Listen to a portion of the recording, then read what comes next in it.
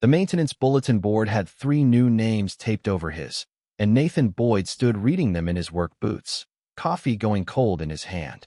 Tyler Combs. He knew that name. He had known it for 8 years, since a training floor 2 states away, since a young man who almost failed a certification and didn't. Around him the morning shift kept moving, nobody noticing the one man who wasn't moving at all. Above the names, in bold red letters, Highline Safety Training, new certified experts. He set the coffee down. He didn't say a word. Before the truth comes out in that training room, ask yourself something. How many people standing quietly around you are more than the job they're doing right now? The Highline Aerostructures plant sat on the east side of Tulsa, a long gray building with airplane parts moving down its lines like something alive. Nathan had worked the night maintenance shift there for 3 years, and most people who passed him in the hallway knew him only as the quiet guy who fixed the equipment and kept his head down. He liked it that way. Quiet didn't ask questions. Quiet didn't need explaining. The city had been good to him in a way he hadn't expected when he first moved. Tulsa didn't ask where a man had come from before, only whether he showed up on time and did the work well when he got there. That suited him fine. He rented a small house near a school with a decent rating, kept the yard mowed, kept his head down, and built a life that fit inside those boundaries without anyone asking too many questions about the years before. Claire Dawson had been vice president of operations for 6 weeks. She was 34, sharp in a way that made junior engineers straighten their posture without meaning to, and she had come to Highline from a corporate office in Dallas with a mandate to fix what leadership called training inconsistency. That morning, she stood at the front of the main floor and told 200 employees that the plant would be bringing in outside experts from the National Aviation Safety Institute to overhaul the composite repair certification program. "We want the best," she said. "That's not a criticism of anyone currently doing the work. It's an investment in where we're going." Nathan listened from the back, arms crossed, saying nothing. He had heard versions of that sentence before, in a different building, a different year. It hadn't ended well for him then either. Around him, men and women he'd worked beside for 3 years traded glances, some curious, some already halfway to indifferent. Training programs came and went at plants like this. Consultants came and went. Most people on the floor had learned not to invest too much feeling in either. After the meeting, his supervisor pulled him aside. Since Nathan was already responsible for maintaining the training lab's equipment, the mock fuselage sections, the diagnostic tools, the projector, nobody could ever get to work right. It made sense, administratively, for him to support logistics during the new sessions. Nobody was trying to humiliate him. Nobody even remembered enough about him to want to. "You'll set up the room, run the equipment, that kind of thing," his supervisor said. "Should be straightforward." Nathan nodded. "Sure." That evening, he picked up his daughter from the after-school program at Riverside Elementary. Maddie was 9, all elbows and questions, and she talked the entire drive home about a science project involving a volcano that had, in her words, worked way better than the teacher expected. "Did you have a good day, Dad?" she asked, when she finally paused for breath. "It was fine," Nathan said. "Long. You always say that." "Because it's always true." She laughed, and for a few minutes the plant and the bulletin board and the 3 new names taped over the space where his used to be didn't matter at all. That was the thing about Maddie. She had a way of making the rest of it go quiet. Later, after she was asleep, Nathan sat at the kitchen table with a cup of coffee he didn't drink and a folder from work he didn't open. The house was quiet in the way it only got after 9, the refrigerator humming, a neighbor's dog barking twice somewhere down the street, and then giving up. He kept thinking about the names on that board. 2 of them meant nothing to him. The third one had a face attached to it, a face he hadn't seen in 8 years, and he wasn't ready yet to decide what that meant. He thought about calling someone from the old days just to ask if it was really him, and then thought better of it. Some questions answered themselves if you gave them enough time. The box had been in the back of the garage for 3 years, behind a shelf of paint cans and a bicycle Maddie had outgrown. Nathan pulled it down on a Tuesday night after she was asleep, sat on the concrete floor, and opened it like it might bite him. Inside was a laminated instructor badge with his photo on it, 10 years younger, no gray at his temples yet. A certification plaque from the National Aviation Safety Institute, Master Trainer, Composite Repair Systems. And underneath that, a spiral notebook with a cracked blue cover, his old class roster, names and signatures of every trainee who had passed under his supervision, going back 9 years. He remembered building that curriculum from nothing but field notes and a decade of watching things go wrong on hangar floors from Georgia to Washington State. He remembered the long nights writing test scenarios, the arguments with administrators who wanted the certification track shortened, the satisfaction of watching a room of nervous 20-somethings turn into people who could catch a hairline fracture before it became a headline. He flipped to the page from 8 years ago. Tyler Combs passed on the second attempt after Nathan stayed 2 hours late one Thursday night walking him through a joint inspection technique the boy kept rushing. Nathan remembered it clearly now, the kid's hands shaking, the relief on his face when it finally clicked. He hadn't written the Highline certification program. Not exactly.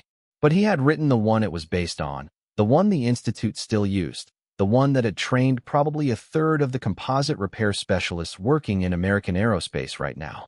He had built it after a decade of field work, refined it over 5 years of teaching, and signed off on hundreds of students who had gone on to careers he mostly never heard about again. He closed the notebook. He didn't tell Denise Ortiz, who ran training coordination and was the only person at Highline who knew any real version of his history. He didn't tell his supervisor. He put the box back behind the paint cans and went to bed, and in the morning, he went to work like any other day. Denise had learned the broad strokes of his file 2 years earlier, during a routine background check that had flagged an inconsistency between his stated job history and his actual qualifications. She'd asked him about it once, carefully, over coffee in the break room. He'd given her enough of the truth to satisfy her without opening the whole thing up, and she had respected the boundaries since, even when it made her job harder than it needed to be. The schedule came out the next afternoon. The first full certification session, the real one, with the whole production floor invited to observe, along with Claire and Regional Director Paul Kessler, was set for the following Monday. Nathan's name was on the logistics list. Room setup, equipment checks, projector. He read it twice, then went back to work. If a courtroom needed a witness to a man's whole career, it would ask for documents, testimony, a paper trail. What Nathan had was a notebook nobody had opened yet. Whatever happened next, it wouldn't come from him volunteering the truth. It would come from someone else finding it, or remembering it themselves. Monday morning, the training room at Highline filled up faster than Nathan expected. Folding chairs lined the back wall, and the front held 3 tables set with laptops, sample composite panels, and a banner reading Highline Certification Program, National Aviation Safety Institute Partnership. Nathan came in an hour early to check the projector, run the extension cords, and set the mock fuselage section in the center of the floor where the cameras from corporate communications wanted it.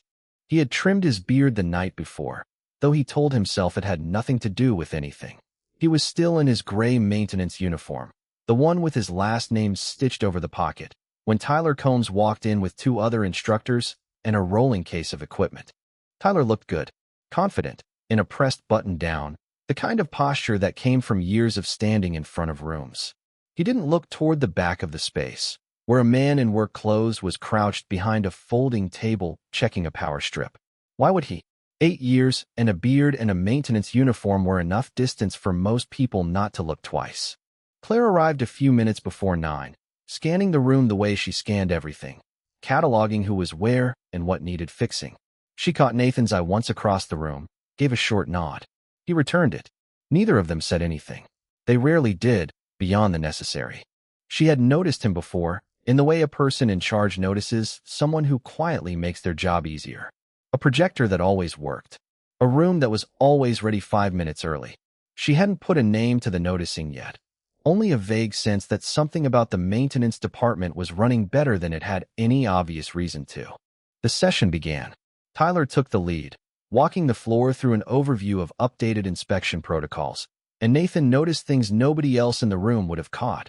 A phrase here, a rhythm there, the exact way Tyler paused before saying, check twice, cut once, a line Nathan had used in every class he ever taught.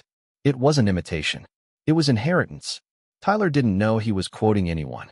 Partway through the session, a young technician named Reyes raised his hand and asked a pointed question about moisture ingress in a specific panel type, a scenario that didn't come up often but mattered when it did.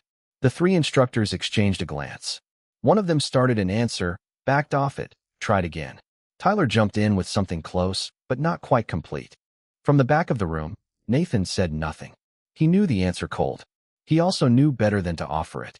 It wasn't his session, and volunteering a correction from the back of the room, however quietly, was the kind of thing that ended careers faster than it fixed them. He'd learned that lesson too, once, though the circumstances had been different. Claire watched the exchange longer than she needed to. She filed it away without knowing exactly what she was filing. That evening, Maddie wanted to know if his new job was fun. "It's fine," Nathan said, setting a plate of spaghetti in front of her. "Different. Different good or different bad?" He thought about it. "Different quiet," he said, and let that be the whole answer. Maddie didn't push further. She had a 9-year-old's instinct for when a conversation had reached its natural edge, and instead launched into a detailed account of a kickball game at recess that had apparently ended in controversy over a foul line nobody could agree on. Nathan listened, grateful for the noise, grateful for a version of his day that had nothing to do with bulletin boards or borrowed phrases said by a stranger who used to be his student. A week went by. Paul Kessler, the regional director overseeing 3 Highline facilities, came through on a Wednesday to review budget lines with Claire, and one of the items on the sheet was the maintenance department's headcount. "We're overstaffed on the internal side now that training's been outsourced," Kessler said. "I want to see that line trimmed by the end of the quarter." Claire looked over the numbers. "Nathan Boyd runs point-on equipment for that department. He's the one keeping the training lab functional. So we'll find him something else to do, or we won't," Kessler said. "That's not really the conversation I came here for." There was something in the way he said it, flat and dismissive, that Claire noted without commenting on. She'd worked with enough men like Kessler to know the tone wasn't really about budget lines.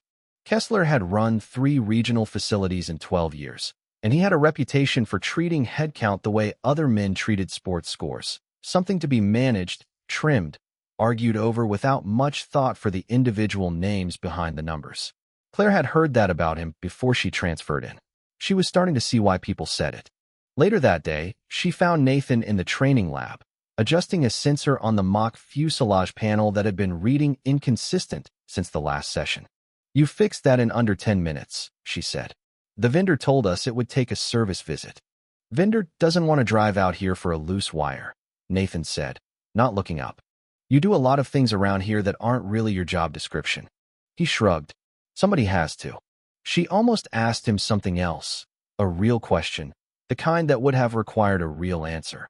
But Kessler's voice carried down the hallway calling her name, and the moment passed. She filed the impulse away with the rest of what she'd noticed about Nathan Boyd, a small stack of details that hadn't yet added up to anything she could name. Outside, near the loading dock, Nathan crossed paths with Kessler directly for the first time since the reorganization was announced. Kessler looked at him the way people look at furniture. "You're the maintenance guy who used to run some kind of training thing," Kessler said. It wasn't a question. "Long time ago, I heard." "A while back," Nathan said. "Things change." Kessler kept walking. Nathan stood there a moment, jaw tight, then went back inside. He didn't mention the exchange to anyone, including Denise Ortiz, who caught him afterward in the break room and asked if everything was all right. "Fine," he said. Denise studied him a second longer than the word deserved. She knew more about his file than she was supposed to, enough to know that fine rarely meant fine when Nathan said it that way. But her hands were tied by exactly the kind of paperwork that had buried his history in the first place, and she let it go, because that was what her position required of her, even when it cost her something to do it. She refilled her coffee and watched him head back toward the training lab, thinking, not for the first time, that there was a version of this building where the org chart made sense and the right people ended up in the right rooms. This wasn't that building, not yet, and she wasn't sure how many more quiet Fridays it would take before that stopped feeling like something she could live with. The second full certification session drew a bigger crowd. Corporate had sent a regional safety compliance officer down from headquarters to observe, a woman named Patricia Yoon who took notes on a tablet and said very little. Claire stood near the front. Kessler stood near the door, arms crossed, checking his phone more than the room. The stakes felt different that morning, though nobody said so out loud. A compliance visit changed the temperature of any room, and even Tyler, usually loose and confident in front of an audience, seemed to be measuring his words a little more carefully than the week before. One of the other instructors, a man named Corey Fletcher, was demonstrating a joint inspection technique on a composite panel with a hairline stress fracture built into the training model. It was meant to simulate a subtle failure point, the kind that was easy to miss if you rushed the process. Corey rushed the process. He skipped a step in the pressure test sequence, the exact shortcut that years ago, on a real aircraft, had led to a structural failure serious enough to ground a fleet and end careers. Nathan felt his whole body go still. He knew what came next in the demonstration if nobody corrected it. He knew because he had watched it happen for real, once, and had spent 8 years living with what that cost him. He stepped forward from where he'd been checking a cable line and said, quietly but clearly, "You want to rerun the tap test before you sign off on that joint. Skipping it is how you miss a subsurface delamination." The room turned. Corey blinked, caught between correcting himself and being corrected by a man in a maintenance uniform. He reran the test. The panel failed it, exactly as Nathan expected. A murmur moved through the crowd. Patricia Yoon looked up from her tablet for the first time all morning. Pen paused mid-sentence, watching the panel fail the test that should have caught it the first time. Corey Fletcher's face had gone a shade paler. He was a decent instructor, careful most days, but the pressure of an audience and a compliance officer had pushed him to skip a step he would never have skipped alone in a quiet room. That was, Nathan knew from long experience, exactly how most preventable failures happened. Not from ignorance, from rushing. He'd seen the same pattern once before, years ago, on a real fuselage instead of a training model, in a hangar 3 states away.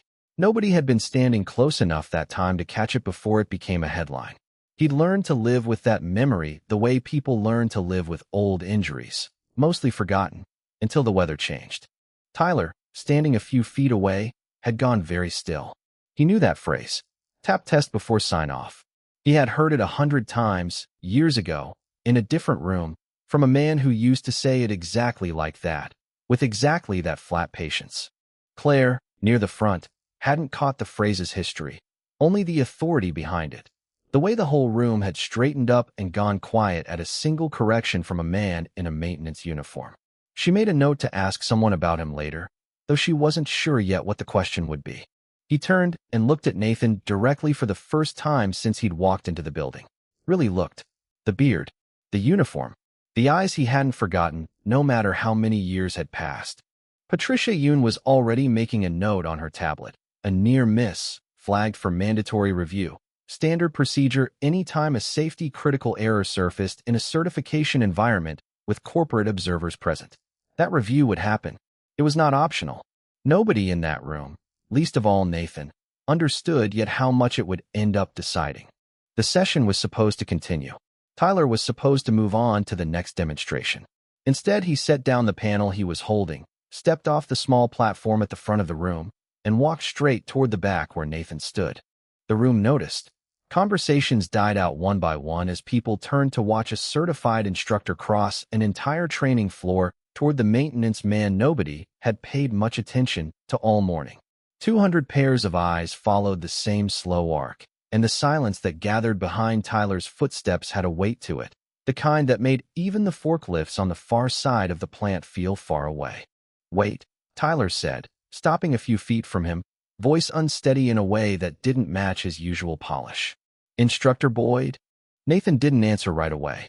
There wasn't really a way to unask a question like that in front of 200 people. "It's you," Tyler said. "It's actually you." "It's me," Nathan said quietly. Tyler turned to the room, half in disbelief, like he needed witnesses to make it real. "This is Nathan Boyd," he said.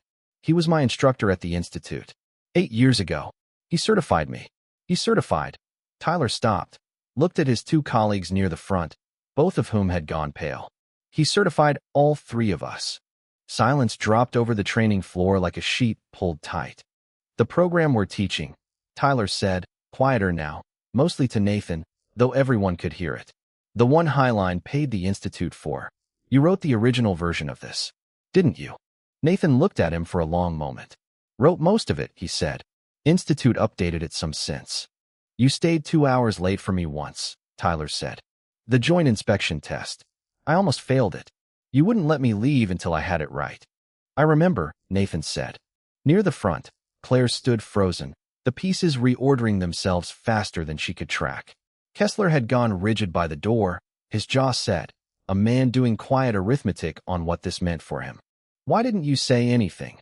Tyler asked, and there was no accusation in it, only genuine confusion. "Wasn't my job to say anything," Nathan said. "Just to fix the projector." Nobody laughed. It wasn't really a joke.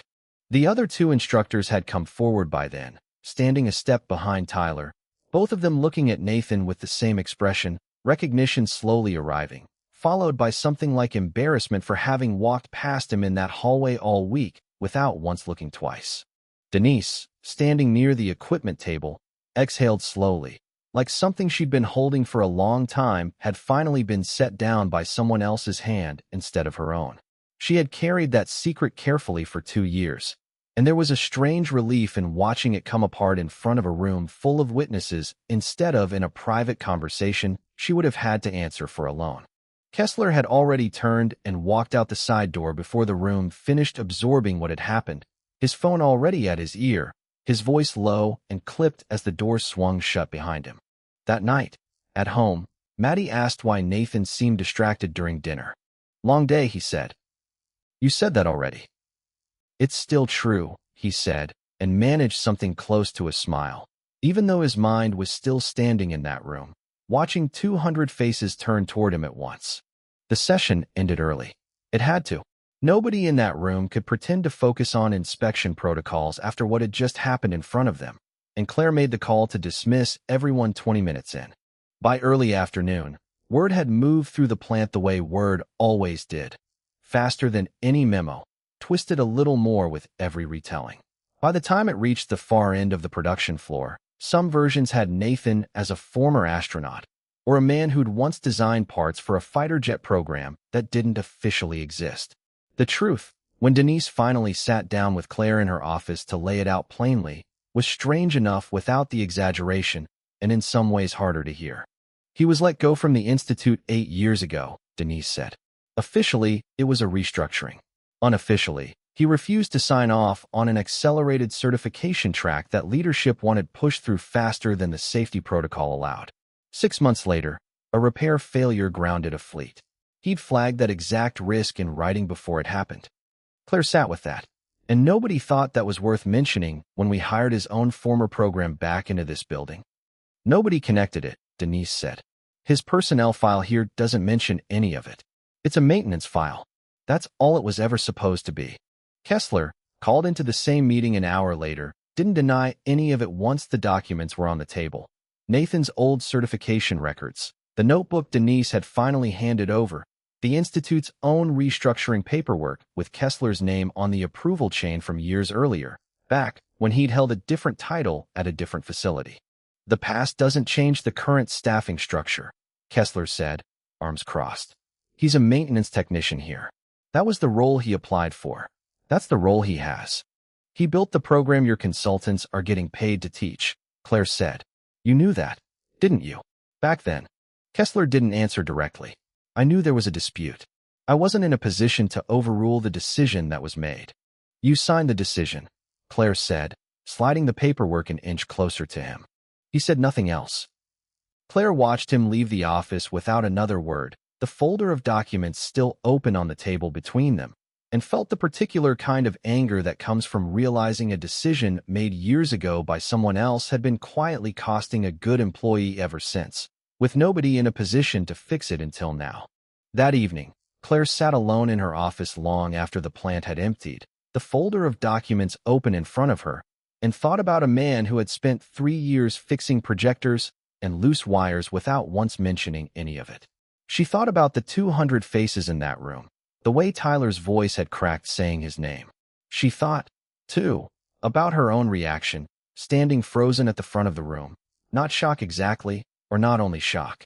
Something closer to recognition, the specific kind that comes when a person you've been quietly noticing turns out to be more than you let yourself consider. At home, Nathan tucked Maddie in and sat with her a few extra minutes, saying nothing about the day, letting her tell him instead about a friend's birthday party coming up on Saturday, and whether a bounce house was, in her expert opinion, better than a face painter. It was the kind of ordinary conversation he needed more than he would have admitted to anyone, a small anchor after a day that had pulled loose almost everything he'd spent 8 years keeping tied down. The safety review convened 5 days later in a conference room on the second floor, the same one used for quarterly earnings calls and the occasional union negotiation. Patricia Yoon sat at the head of the table with 2 colleagues from corporate compliance. Claire sat to her left.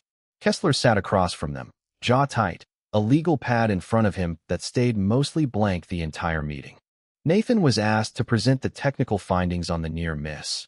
How the shortcut in the pressure test sequence could have allowed a subsurface delamination to pass inspection undetected, what the failure mode would have looked like downstream, why the specific corrective step mattered enough to interrupt a live certification session in front of 200 people. He spoke plainly, the way he always had in front of a room, years of habit surfacing without effort. Diagrams, numbers, cause and effect. Patricia Yoon asked 2 follow-up questions. He answered both without hesitation, and for a few minutes the conference room stopped feeling like a hearing and started feeling like exactly what it should have been from the beginning. A room listening to the person most qualified to explain what had almost gone wrong. For the record, she said afterward, how are you certified to identify this failure mode with this level of specificity? I wrote the original detection protocol for the Institute, Nathan said. 9 years ago. Composite repair systems, master trainer level. Tyler, seated near the back at Claire's request, stood without being asked. I can confirm that, he said. He trained me. He trained the 2 instructors sitting next to me. The certification program currently running at this facility is built on his original coursework. Kessler tried once, weakly, to argue that historical authorship of a training document had no bearing on current staffing decisions. Nobody at the table found that argument worth much, least of all Patricia Yoon, who noted for the record that Highline's leadership had allowed a documented safety expert to be reassigned to equipment maintenance while his own program was outsourced back to the facility at significant cost, without anyone catching the redundancy. She asked, more than once, how a personnel file could go 8 years without a single flag on any of it, and nobody at the table had a satisfying answer. The vote at the end of the review wasn't about punishment. It was about corrective action, restoring qualified oversight to the certification program going forward. 6 of the 7 voting members present supported reinstating Nathan Boyd as lead safety trainer for the Highline facility, with full authority over the program. Kessler cast the only dissenting vote, and everyone in the room understood exactly why. Afterward, in the hallway outside the conference room, Claire waited without quite admitting to herself that she was waiting. When Nathan came out, tie-less, uniform still on because he hadn't thought to change, she didn't say anything about the vote or the program or Kessler. She just looked at him a beat longer than professional distance required, and something passed between them that neither one of them had a name for yet. Down the hall, a few employees who'd caught wind of the outcome slowed as they passed, offering small nods of their own, the kind of quiet acknowledgement that meant more coming from people who worked the floor than any formal announcement would have. Congratulations, she finally said. Thanks, Nathan said. Wasn't expecting today to go like that. Neither was I, Claire said, and for the first time since she'd arrived at Highline, she let herself smile at him without checking whether it was appropriate first. Kessler was reassigned to a regional role in Wichita within 3 weeks, a transfer his own file described as a lateral move, and everyone else in the building understood as something closer to an exit. Nobody threw a party about it. Nobody needed to. Nathan's new office was smaller than the one Kessler had vacated, tucked at the end of the training wing with a window that looked out over the employee parking lot. He didn't ask for anything bigger. He hung the old certification plaque on the wall, the one that had spent 3 years behind paint cans, and left it at that. He kept the desk mostly bare, the way he liked it, one framed photo of Maddie facing the door so he'd see her first thing every morning. Tyler and the 2 other instructors stayed on, now working directly under him instead of around him, and something in the dynamics settled into place that felt less like correction and more like coming home. The sessions ran smoother almost immediately, fewer stumbled answers, fewer moments where a technician's sharp question caught the room off guard, because now there was someone in the room who had written the answers in the first place. Tyler asked him once, a few weeks in, why he'd never mentioned any of it. Not once. Not even after the second session when the truth was sitting right there in the room with them. Would have changed how people treated me, Nathan said. Wasn't sure I wanted that yet. Do you now? Nathan considered it. Ask me again in a year. Claire found him after hours one evening, the plant mostly empty, just the hum of overhead lights and the distant sound of a forklift somewhere on the far side of the floor. She'd brought 2 coffees, handed him one without asking if he wanted it. I read your old case file today, she said. The real one, not the maintenance version. Figured you would eventually. You could have fought it back then. The Institute's decision. You had grounds. Didn't feel like fighting, Nathan said. Felt like getting my daughter through the year. Priorities shift. Claire nodded slowly, like that answer settled something she'd been turning over for days.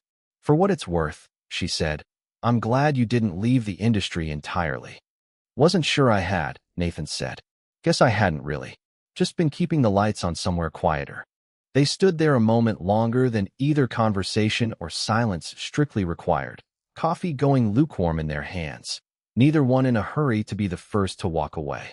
Outside, the last of the daylight caught the parking lot in long amber stripes, and somewhere past the fence line a train sounded its horn twice, the way it did most evenings around that hour, familiar enough now that neither of them turned to notice it. The next Saturday, Maddie ran into Claire in the parking lot outside the plant, waiting for Nathan to finish a late shift. She didn't know who Claire was beyond a friendly adult who worked with her dad, and she said hello with the easy confidence of a 9-year-old who hadn't yet learned to be careful with strangers. You work with my dad, Maddie said. He's really good at his job. Everybody says so now. They're right, Claire said, and meant it more than the sentence let on. 3 weeks later, the bulletin board outside the training wing had a new sheet posted at the top, laminated this time instead of taped. Lead safety trainer, composite repair certification, Nathan Boyd. Below it, in smaller print, 3 assisting instructor names, Tyler Combs listed first. The morning shift moved past it the way it moved past everything, most people too busy to stop and read. A few did stop. A few smiled without saying anything, the way people do when a small piece of the world has quietly corrected itself and nobody needs to make a speech about it. Reyes, the technician whose question had once left 3 instructors stumbling, paused long enough to read the whole thing twice before heading to his station, satisfied in some small way he couldn't quite name. Nathan walked the training room floor before the first session of the day, checking the same equipment he used to check as a formality, except now it was his floor to check because he'd chosen it, not because logistics had assigned it to him. Tyler was already there, setting up a new demonstration panel, and the two of them worked in the kind of easy silence that used to exist only in memory, 8 years old, in a different building, before either of their lives had detoured somewhere unexpected.